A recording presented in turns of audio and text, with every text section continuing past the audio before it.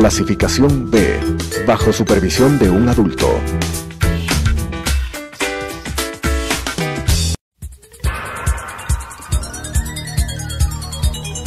Las opiniones vertidas en este espacio por la producción y dirección del programa son de exclusiva responsabilidad de sus autores y de quienes intervienen en ellos.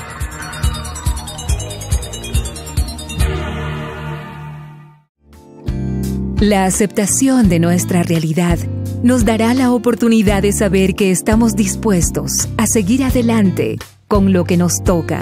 Te invito a acompañarnos. Hoy es un buen día para empezar de nuevo. Telesucesos Canal 29 presenta Frente a la Vida con Juan Diego Umpierres. Bienvenidos Frente a la Vida, gracias por pertenecer, gracias por estar, gracias por un espacio de suspiro, de reflexión, de conciencia, de sonrisa, de felicidad, también de lágrimas. Hemos tenido una cantidad de casos que han conmovido el corazón y a mí particularmente cuando eso pasa, aunque suene contradictorio, me hace muy feliz porque cuando logramos esa fibra íntima que se mueve, que desmoviliza esas estructuras tan rígidas, yo siento que nos conducimos, yo siento que nos transformamos y hemos tenido casos tan difíciles aquí en el programa, casos además cotidianos, ni siquiera especialistas ni expertos, gente que ha tenido el coraje, la voluntad de venir a soltar una lágrima aquí, de venir a contar su historia. Y esa historia ha tenido réplica, esa historia ha tenido eco en función de lo que siempre buscamos. No importa, siempre se los digo, yo me he dedicado muchos años a ofrecer alternativas, no verdades. Creo que cuando los dogmas y las verdades se sientan en la mesa, no hay posibilidades de negociar, no hay posibilidades de acercarnos, y yo creo que lo que tenemos que procurar es eso, respeto, buena conciencia y crecimiento, y eso se logra siempre a través de las negociaciones y los respetos hacia eso, al pensamiento ajeno. Redes sociales, Juan Diego Motiva, tanto en el Facebook como en el Twitter, ahí está tu punto de encuentro, y ves los programas en nuestra página de Radio Sucesos. También puedes ver todo el listado de los programas que hemos hecho en YouTube, en nuestro canal, y en el Facebook, Frente a la Vida, como Juan Diego Motiva, y siempre estamos colgando, guindando tus programas para que opines, para que digas, y sobre todo para que los veas en cualquier parte del planeta, porque hoy en día no hay límites con el internet. Llegamos desde la Patagonia hasta el Medio Oriente en tiempo real, y si no es en tiempo real, lo ves regrabado, porque eso es, cuando hacemos buenos programas, lo importante es que queden siempre en ese impacto en nuestro corazón. Hoy voy a tener, a nuestro amigo Rafael Lugo, escritor, jurista. Yo me sonrío porque ya tuvimos un programa con Rafael y creo que lo vamos a volver a tener en función de lo que les había comentado hace poco. El 29 de junio vamos a tener el debate, creo que más importante del año, me atrevo a decir, porque vamos a discutir una pregunta existencial, el enigma, si Dios existe, ¿dónde está? Y vamos a tener un panel realmente extraordinario entre, criterios religiosos, criterios científicos, criterios también como el de Rafael, que es el que vamos a discutir el día de hoy, conversar. Y habíamos dicho, bienvenido primero, Rafael. Gracias, Juan Diego. Habíamos dicho que en el programa anterior escribieron, tú tienes la paila ganada, dijeron, tú eres un ateo, tú lo que tienes es el infierno garantizado y además te dieron un boleto VIP. ¿Qué te parece? Paila VIP. Es una de las primeras confusiones que existen, ¿no? Uh-huh. Entre la tendencia a creer que la moral es un asunto exclusivo de la religión. Uh-huh. ¿No? Y cuando tú dices tú eres ateo, inmoral o amoral, uh-huh, cosa que es absolutamente equivocada, ¿no? No tiene nada que ver. Existe la moral laica, okay, la ética, que no tiene relación con un tema de un premio o un castigo, sino una empatía más bien mucho más honesta. Uh-huh. Pero la primera reacción es esa, ¿no? El que no cree en Dios se va al infierno. Y es bastante chistoso, porque tampoco creo en el infierno. Pues, ¿cómo voy a ir a donde no conozco? Claro. A lo que no creo. Eso no te tiene como que ofender, porque tú dices, ese destino no existe, ¿no? Sí, pues yo pienso que es tan probable que exista, que te castiguen con el infierno como que te coma el cocodrilo de la tierra nunca jamás, ¿no? Cero, eso no pasa por tu psique. El que mató al Capitán Garfio, ¿no? Sí, así es. El otro día escuchaba un programa y había un ateo en su planteamiento y él decía que él no necesitaba la fe, que ¿por qué necesitaba la fe? Si la fe no lo hacía ser un mejor o buen hombre según lo que tú dices, según los principios y los valores. Claro, como finalidad moral, es hasta hipócrita, pues. Uh-huh. Que tú seas bueno porque tienes miedo de ir al infierno. Okay. Que tú seas bueno porque quieres un premio celestial. Te hace un hipócrita, no te hace realmente una persona buena por naturaleza, buena, porque quieres simplemente porque no quieres dañar al otro, ¿no? Así es. ¿Por qué tiene que haber un premio o un castigo? para que tú actúes de acuerdo a una empatía muy sencilla, muy simple. Claro. ¿No? Ahora, eso puede ser cierto, a ver, más allá de entrar en lo profundo del tema de lo religioso, pero yo siempre he dicho que es un mundo que se trata de pintar siempre de bueno, pero eso parece que está dando como una fórmula que nos lleva a un resultado. Somos todos muy buenos, pero a veces muy infelices. Producto de ser bueno que se ejerce a través de una traición propia interna, donde todos queremos jugar a lo que el colectivo nos diga, pero poco tenemos el coraje de asumir una postura y una decisión quizás como la tuya, ¿no? Ahí tocas, me parece a mí, dos puntos. Una que es la represión, ¿no? Que las religiones han convertido al cuerpo en lo sucio, en el pecado, y una serie de cosas en las que han creído que ocultar el deseo es la única solución para evitar caer en las tentaciones, cuando creo yo que es todo lo contrario. Es mejor conocer lo que hay y administrarlo de forma inteligente, que es otra cosa, por un lado. Y en el otro lado, tú dijiste algo con relación y aquí ya se me fue la idea, pero con relación a venderse como bueno, ¿no? Claro. ¿Tú conoces algún político que se presente como ateo? No, porque es lo más fácil es venderse como piadoso, ¿no? Como creyente, como religioso. Probablemente hayan políticos ateos, nunca te lo van a decir, ¿no? Porque nunca ganarían una elección, porque está tan vendida la idea, ¿no? Vamos miles de años arrastrando esto. Cambiarlo, tal vez lo puedes cambiar en tu interior y en un círculo pequeño, pero ya no es algo vendible, no es algo de masas, ¿no? Claro. ¿No? Que también es algo para sospechar. Lo masivo nunca es necesariamente lo bueno, lo mejor, ¿no? Así es. Bueno, bien lo decía Jung, a veces las sociedades se alimentan de epidemias psíquicas colectivas de las locuras, pero ahora que tocas el tema político, en nombre de las religiones y en nombre de Dios han hecho desastre, ¿no? O sea... es que van atados, ¿no? Políticos religiosos. El sumo sacerdote y el rey siempre están juntos. Siempre están juntos. Ok, pero en este camino de eso que tú dices de la tentación, entonces un principio podría ser que para librarse de la tentación hay que caer en ella. Por supuesto. Sí. Esa es una frase de Oscar Wilde. De Oscar Wilde, por eso te digo, ¿no? Frase. Es verdad. Es que además caer en la tentación no es malo, pues. Es decir, caes en la tentación. Temas de consenso. Caes en la tentación. Caes en la tentación. Pero tú caes en la tentación. Por supuesto. Por suerte. Por suerte. Sí. Llega un rato que ya ni siquiera es una tentación. Ya es recurrente y un hábito. Vamos a cambiar de programa. Yo no soy responsable por lo que acaba de decir. Como dice un amigo, yo espero que mi mujer no haya oído esto. Bueno, el que está pensando en sexo eres tú, ¿no? No, las tentaciones son muchas, ¿vale? Exacto. Claro, pero condenar el placer en la vida y entrar en un capítulo de displacer en la vida es terrible también. Claro. Es lo más antinatural, ¿no? Claro. Es condenarle al ser humano. Es que esa es de las cosas que a mí, y ahí no tiene ni siquiera nada que ver el tema de Dios, sino simplemente de las ideas religiosas, es reducirle al hombre a un gusano miserable, producto del pecado original, que no es digno de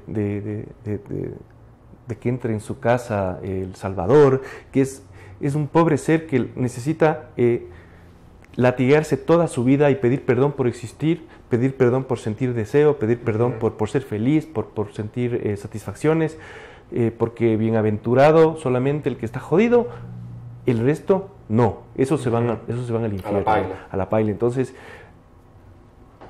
esa manera de controlar a la psiquis humana a través de cientos de años, a través de la culpa y el menosprecio a lo que realmente somos, claro. Que somos seres sensibles, llenos de gustos y deseos, es antinatural. Entonces tú en algún momento te reprimes y te sientes malo y te vuelves, no sé, renegado o empiezas a irte por debajo, ¿no? Te conviertes en un hipócrita. Pero me voy a quedar con la palabra sensibilidad para la próxima parte porque tú eres un escritor.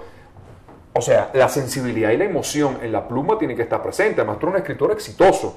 Entonces, ¿no crees? Te voy a dejar la pregunta. Que la conducción del alma es un poco lo que revela en el ejercicio del arte, de la poesía, de la escritura. No es el alma, según tú, lo que conduce. Es simplemente un contexto de razón. Ahí te la dejo, Rafael. Sí, es un contexto de razón. Sí, ya lo vamos a contestar. Hoy conversando con Rafael Lugo, escritor, jurista. Lo estoy trayendo por ese evento que tenemos el 29. Ahí vamos a discutir esto en profundidad. Hoy aquí, frente a la vida.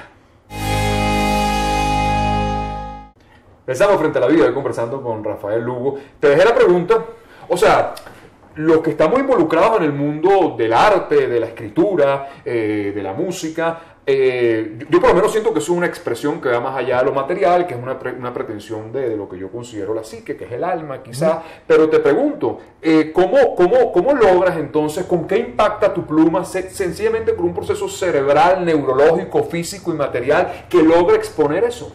Sí, porque el alma, como tú la planteas, no es algo en lo que yo crea, sino que hay construcciones psíquicas en el cerebro de las personas, hay culturas, hay tradiciones, hay países. Por eso lo que gusta en un país no gusta en otro. Lo que toca, lo que tú llamas del alma en Mongolia, no es lo que toca el alma en Ecuador. Y sin embargo, si es que hablamos del concepto de alma, debería, ¿no? Pero no. Entonces es un asunto de gustos, de necesidades presentes, sí. Incluso coyunturales, ¿no? Entonces son temas netamente pero tú no sientes que la emoción cuando se toca la emoción no logras una expansión absolutamente universal. Bueno, yéndolo más, y esto es un tema que los neurocientíficos conocen muy bien, yéndote más hacia el pasado, en el desarrollo del cerebro, tú tienes glándulas mucho más antiguas, glándulas más primarias, como la amígdala, por ejemplo, que es donde está el miedo, que es lo primero que, según la ciencia, se empezó a desarrollar en el cerebro del ser humano. Entonces, todos tenemos eso, en cualquier parte del mundo, por supuesto. El que tenía miedo del depredador, ese miedo que está ahí. Puedes tocar esos puntos y vamos a tener... Todos los seres humanos también tenemos miedo de morir, por supuesto. Por supuesto. Entonces, claro, si tú hablas de la muerte y del miedo a la muerte, sin duda vas a tocar esa fibra en todos los seres pensantes, ¿no? Los seres humanos que van a leerte, mejor dicho.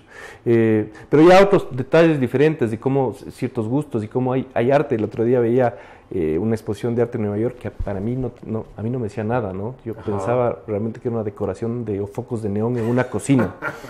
Y una persona en cambio lo defendía como un arte sublime y espectacular. Entonces, ¿de qué te habla eso?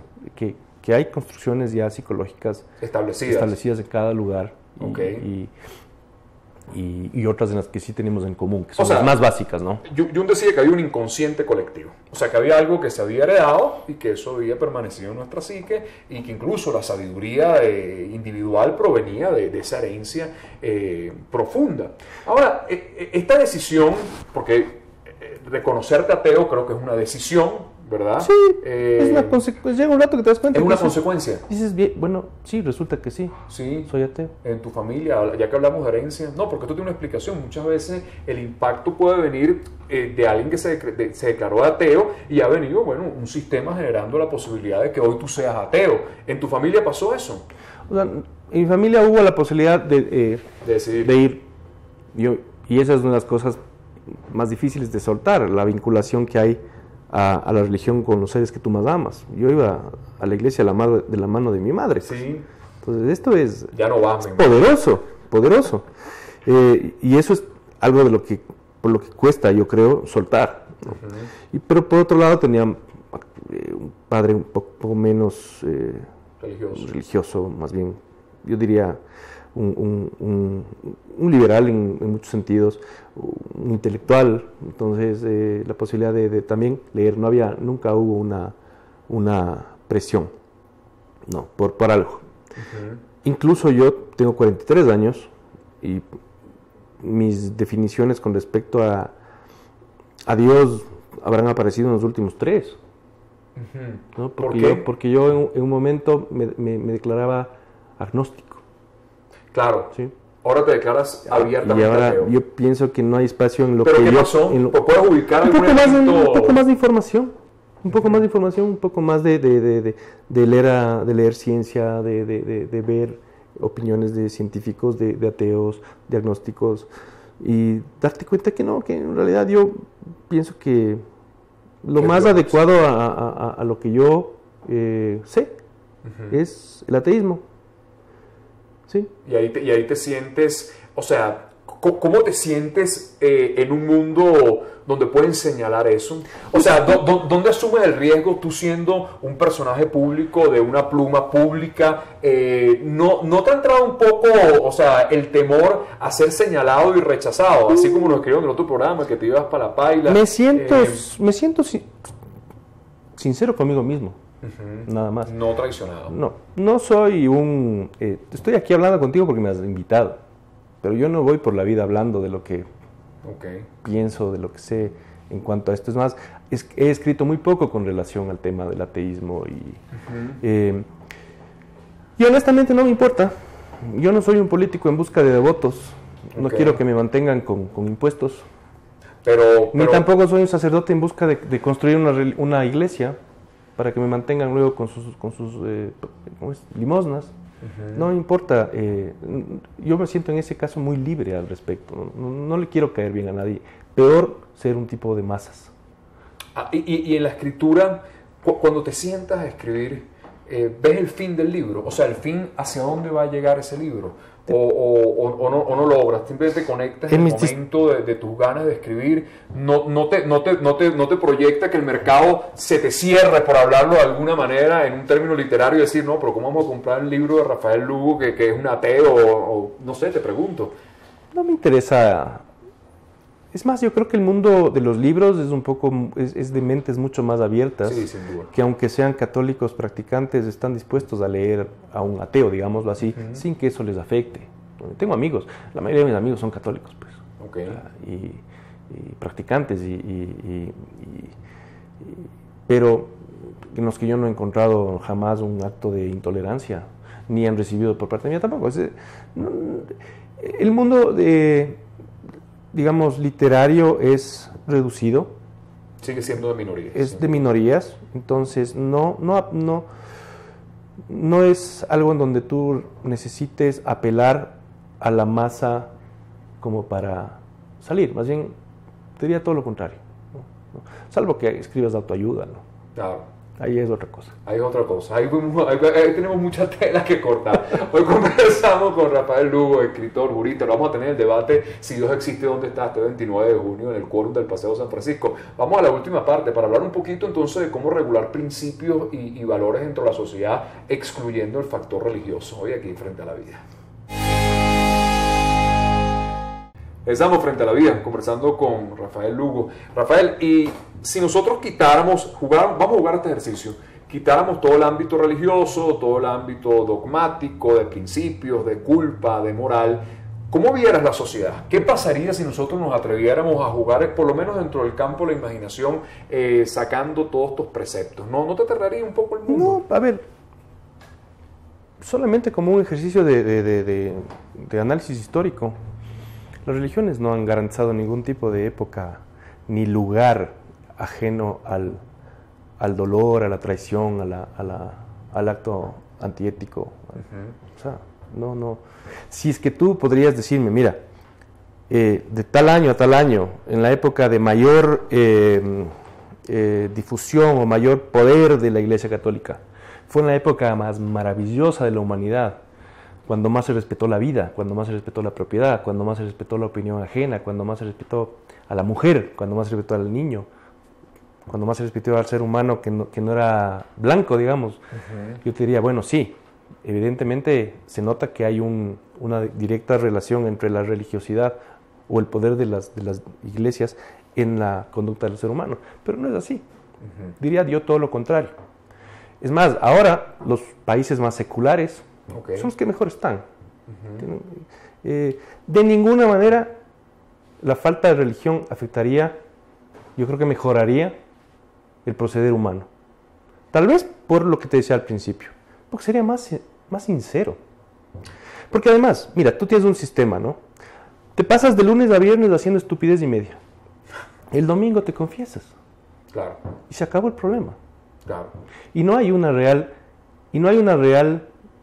justicia entre los hombres. Porque tú dices, bueno, yo le dejé a Juan Diego quebrado, le estafé, le traicioné, pero ya me confesé, ya me Ya me perdonó Diosito. Sí, pero ahí toca un tema interesante. En el debate vamos a tener al rabino Max Godet, que además es psicólogo, y yo un día lo traje al programa y hablamos del perdón. Y yo le dije, rabino, ¿pero usted no cree que el perdón requiere de cierto grado de reparación al ofendido? Y me estableció algo impactante que me gustó mucho, porque dice, es que nosotros hemos confundido el perdón divino con el perdón entre los humanos. Dice, Dios perdona a todos, pero el perdón entre los humanos requiere reparación. Por supuesto. Y además lo vemos desde el punto de vista psicológico. Si no hay compensación psíquica, ese ser, por mucho perdón, va a estar siempre en deuda. Y para eso mismo existe, y para eso mismo existe el derecho, para eso mismo existen las leyes de los hombres. Claro. Estoy de acuerdo, pero cuando la gente decide entregar todo a poner las cosas en las manos de Dios, justamente renuncia a eso. Claro. Y renuncia, y deja que le pasen cosas. Y dice, bueno, ya, pero hay un Dios y Él sabrá cobrarse esto, ¿no? Y renuncias a la justicia, renuncias a los actos a tu derecho. Y ese es como un ejemplo de un montón de cosas que tú trasladas a un amigo invisible superpoderoso que además al final del día no te cumplió y dices, bueno, Él sabe lo que hace. Él sabe lo que hace y gracias, ¿no? Entonces, justamente por eso, el énfasis debería ser en la justicia humana. Justamente por eso, el énfasis debería ser en la ética laica, en el arreglo entre los seres humanos. No en una posibilidad de ir En esa misma entrevista le pregunté y le dije, bueno, pero ¿dónde estaba Dios en el holocausto? O sea, se murió 12 millones. Pero fíjate la respuesta, y es un poco lo que tú dices, es que la pregunta no es dónde estaba Dios, dónde estaba el hombre, me dijo él en ese momento, ¿no? Claro, pero es la típica respuesta en la que te dicen, te hablan a ti de un Dios todopoderoso, pero cuando no está, es culpa del hombre. Es culpa del hombre. Entonces, por eso, ni siquiera la construcción filosófica es defendible, ¿no? Y te dicen, bueno, y apareció esta figura que es inteligente, pero más bien es más un asunto de marketing, que es el tema de libre albedrío. Claro, ¿no? por ahí se va. Entonces dices, ¿dónde estuvo Dios cuando el asesino mataba a la niña?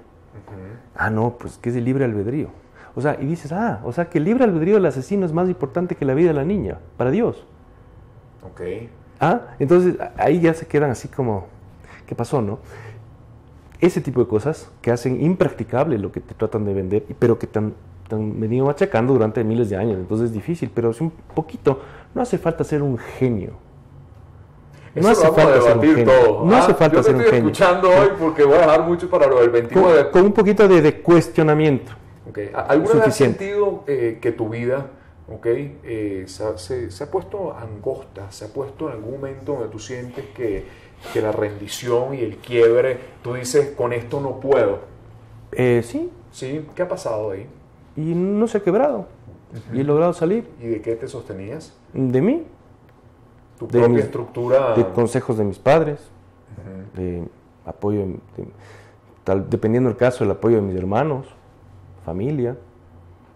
Pero es un asunto humano. Claro, pero ¿no crees tú que había que reeducar según tu postura entonces? Porque hay gente que esa estructura no la puede tener. O sea, a veces que la fe y que ese optimismo, esa necesidad de creencia en algún punto soporta la vida. Lo que pasa es que esa es una de las grandes fuerzas que ha tenido el concepto de Dios a través de la historia, ¿no? Porque el miedo, a veces la imposibilidad de ocuparse de cosas que están ya más allá de tus manos. Por supuesto que es fácil de entender por qué el ser humano se va por la figura del Todopoderoso, ¿no? ¿Por qué nos encanta tanto la figura del superhéroe? O sea, Batman, si se lanza a la presidencia, gana. Superman, cualquiera de estos. El político que logra presentarse como un mesías, gana. Es decir, esta figura todopoderosa mesiánica que te puede sacar de tu inconformidad, de tus problemas, de que parecería ser que el que te va a solucionar mágicamente las cosas, ¿no? Dice, es tan fácil de vender, porque es también humano es buscar ese camino fácil, pero es mentira, pues. Y sin ámbitos meternos en política, pero ¿no has sentido que esa figura mesiánica es la que ha ganado terreno en nuestros pueblos latinoamericanos? Pero desde siempre. Desde siempre. Desde siempre. Ha sido la conexión con que el Todopoderoso o este caballero es el que nos va a salvar de nuestra propia tragedia y de la propia voluntad de no hacer lo que tenemos que hacer nosotros. Por supuesto. Ese ha sido el camino. Pero ¿no? desde siempre, y por eso es un país que no logra salir del subdesarrollo. Esa es una de las cosas. Pero eso lo vamos a plantear también en el debate. Eso va a ser el 29 de junio. Vamos a seguir conversando con Rafael Lugo. Te voy a citar para otro programa. Yo aquí no puedo hablar mucho porque a mí me va a tocar dirigir el debate y voy a tratar de ser lo más neutral. Yo soy un hombre creyente, pero aquí voy a ser solamente el árbitro. Pero te voy a convocar para un programa para que empieces a tener un poco el ring. Claro, empieces un aquí poco, mismo, aquí mismo lo vamos a tener excelente. para que vamos a debatir ideas con respeto y eso, pero me parece importante también porque eso, poder plantear que el respeto a lo que tú dices también es válido, y cuando podemos entender y sentarnos en una mesa a conversar, más allá de lo que tú crees y lo que yo creo, podemos darnos la mano, siempre hay alternativas de sonreír. Por supuesto. Así sí. que gracias Rafael por estar aquí. No, Rafael Lugo, hoy conversando frente a la vida, 29 de junio vamos a estar, si Dios existe donde está, él va a ser uno de los invitados de un panel extraordinario, no te lo puedes perder. Hasta un próximo, frente a la vida. Las opiniones vertidas en este espacio por la producción y dirección del programa son de exclusiva responsabilidad de sus autores y de quienes intervienen en ellos.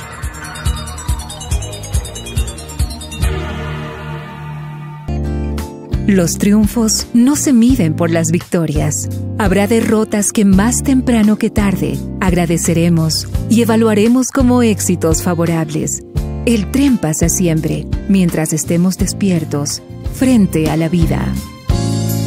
Nuestra cita mañana 18:30 en Radio Sucesos, 21 horas por Telesucesos.